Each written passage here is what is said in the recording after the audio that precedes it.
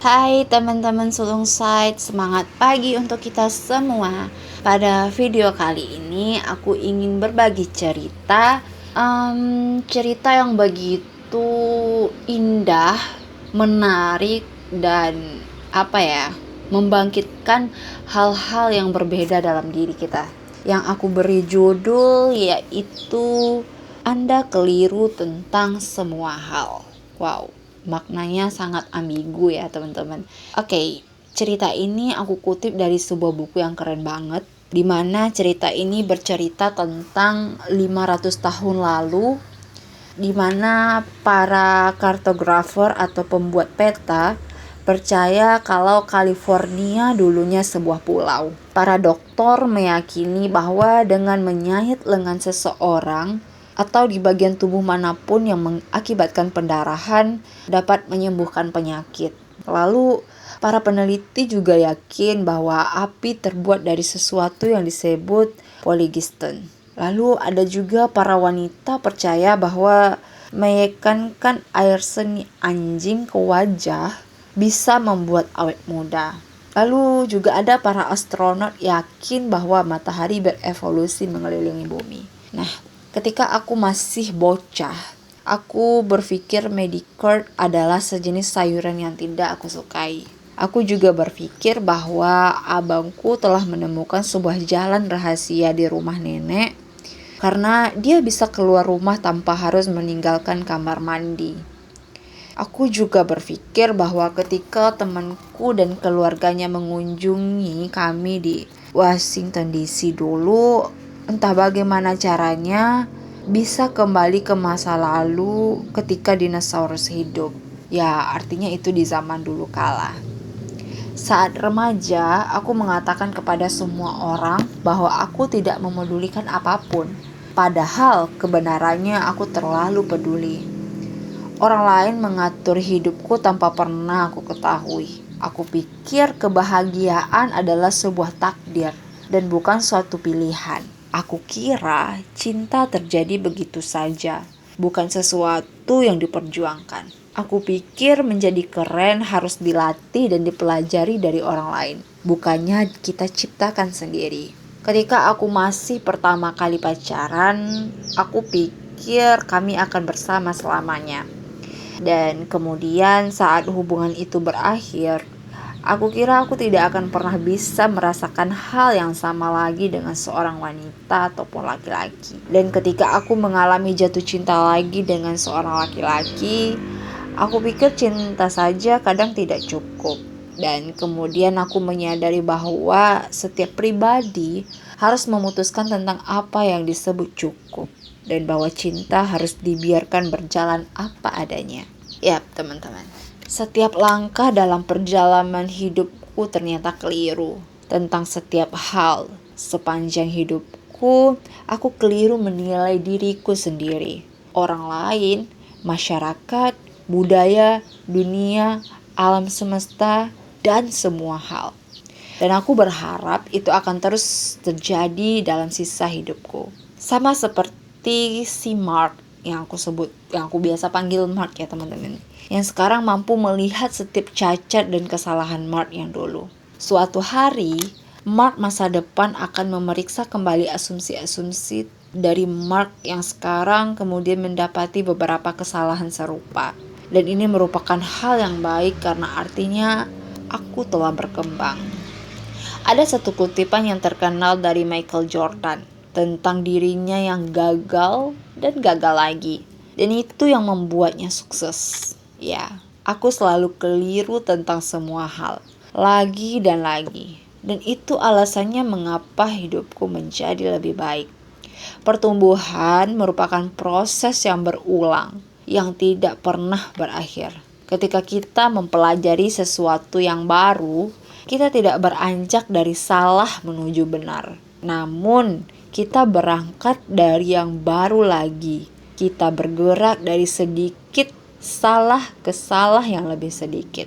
Dan kemudian kesalahan yang lebih sedikit lagi. Dan seterusnya, hingga kesalahan itu habis. Kita selalu dalam proses mendekati kebenaran dan kesempurnaan. tanpa benar-benar dapat meraih kebenaran dan kesempurnaan itu sendiri, teman-teman. Sebaiknya kita tidak bernafsu untuk mencari jawab paling benar bagaimana diri kita sendiri, namun lebih pada pencarian agar dapat menyingkirkan kekeliruan kita hari ini, sehingga esok hari kekeliruan itu menjadi semakin kecil dan semakin kecil.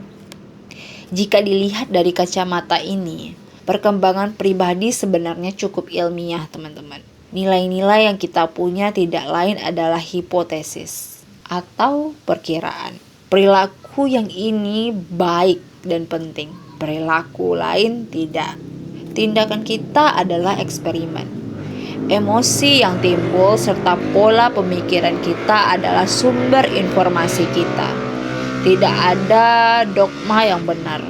Tidak ada pula ideologi yang sempurna. Yang ada hanyalah bahwa pengalaman teman-teman telah menunjukkan kepada teman-teman mana yang benar untuk teman-teman, dan bahkan bahwa pengalaman juga bisa keliru loh, teman-teman. Dan karena teman-teman dan aku dan orang lain semuanya memiliki kebutuhan dan sejarah pribadi serta situasi hidup yang berbeda, kita semua tidak akan memiliki jawaban benar yang berbeda mengenai arti hidup dan bagaimana itu seharusnya dihidupi. Jawaban yang benar versi aku meliputi berkenalan sendiri selama bertahun-tahun, tinggal di tempat yang tidak jelas, dan menertawakan kentutku sendiri. Atau setidaknya itu adalah jawaban yang benar hingga sekarang. Ya, namun bukan itu poinnya, teman-teman. Tentu penolakan yang kita terima adalah menyakitkan. Kegagalan yang kita dapatkan itu memuakkan. Meskipun demikian ada keyakinan tertentu yang kita pegang. Keyakinan bahwa kita takut untuk mempertanyakan atau melepaskan. Nilai-nilai yang telah memberikan arti dalam kehidupan kita selama bertahun-tahun. Laki-laki itu tidak kunjung beranjak keluar rumah dan pergi berkencan. Begitupun dengan wanita itu. Kita bisa menjadi laki-laki itu dan kita juga bisa menjadi wanita itu. Tergantung pada pemilihan dan pilihan hidup yang kita tetapkan, teman-teman. Lebih mudah untuk berdiam diri dalam keyakinan yang menyakitkan bahwa tidak ada seorang pun yang tertarik pada teman-teman.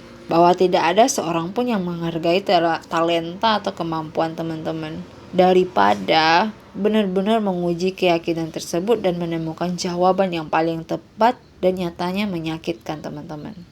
Keyakinan jenis ini bahwa saya tidak cukup menarik, jadi mengapa gusar, atau bahwa bos saya seorang bajingan, jadi bodoh amat, dirancang untuk memberikan kita kenyamanan yang biasa saja dengan mengandaikan kebahagiaan dan kesuksesan yang lebih besar nantinya. Ini adalah strategi jangka panjang yang buruk, teman-teman. Namun kita berpegang pada keyakinan itu karena kita berasumsi kalau kita benar. Karena kita menyangka sudah tahu apa yang kelak akan terjadi. Dengan kata lain, kita berasumsi kita tahu seperti apa akhir ceritanya. Kepastian. Bicara soal kepastian, teman-teman. Kepastian itu adalah musuh dari pertumbuhan. Tidak ada yang pasti hingga itu benar-benar terjadi. Dan bahkan sesudahnya, itu masih dapat diperdebatkan. Inilah mengapa, teman-teman, penerimaan terhadap ketidaksempurnaan dari nilai-nilai yang kita miliki penting untuk menyempurnakan nilai-nilai tersebut. Alih-alih ngotot untuk mencari kepastian, kita sebaiknya terus berupaya untuk mencari keraguan. Keraguan tentang keyakinan kita sendiri, keraguan tentang perasaan kita sendiri, keraguan tentang apa yang dipersiapkan masa depan untuk kita jika kita tidak keluar dan menciptakannya sendiri. Daripada berusaha menjadi benar setiap saat, sebaiknya kita cari tahu bagaimana kita bisa keliru setiap saat. Karena kita memang demikian, teman-teman. Sebenarnya, kekeliruan itu membuka kemungkinan adanya perubahan. Kekeliruan membuat kesempatan untuk tumbuh. Ini berarti tidak lagi menyayat lengan teman-teman untuk menyembuhkan flu atau mencimpratkan kencing anjing di muka teman-teman agar terlihat muda kembali. Ini berarti untuk tidak berpikir kalau Medicare adalah sayuran dan tidak peduli terhadap suatu hal. Sebagaimana kita melihat dengan perasaan ngeli di kehidupan manusia 500 tahun lalu, teman-teman. Aku membayangkan orang-orang hidup 500 tahun dari sekarang akan menertawakan kita dan keyakinan yang kita cari sekarang. Mereka akan menertawakan bagaimana kita membiarkan uang dan pekerjaan mendikte hidup kita. Mereka akan menertawakan bagaimana kita takut untuk menunjukkan penghargaan kepada orang-orang yang sangat berarti bagi kita. Sebaliknya, kita justru melayangkan pujian kepada tokoh publik yang tidak berhak atas apapun. Mereka akan menertawakan ritual dan tahayul kita, kecemasan kita, dan perang-perang kita. Mereka akan terbelalak melihat kekejaman kita. Mereka akan mempelajari kesenian kita dan adu pendapat tentang sejarah kita. Mereka akan memahami kebenaran mengenai kita yang tidak disadari seorang pun dari kita. Dan mereka juga bisa keliru, meski lebih sedikit daripada kita.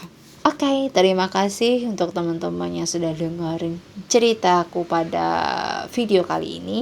Jangan lupa tinggalkan like jika teman-teman suka dan tinggalkan dislike plus komen. Mau bahas apa lagi kita di video berikutnya, dan